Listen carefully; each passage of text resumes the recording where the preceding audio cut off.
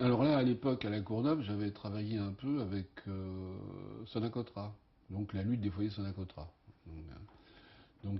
Autour des comités de soutien, donc je participe sur la Courneuve-Saint-Denis à des comités de soutien des travailleurs de la Sonacotra qui sont en lutte sur leur foyer.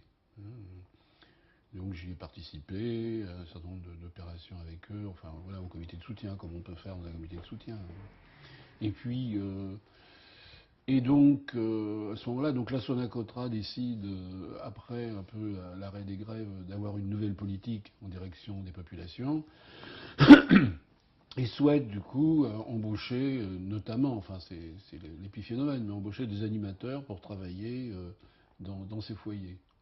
Quelque part pour contrebalancer un peu le pouvoir, enfin c'est pas dit comme ça, mais c'est pour contrebalancer le pouvoir des gérants, on va dire les gérants racistes dans la phraseologie de l'époque, qui sont quasiment tous d'anciens sous-officiers,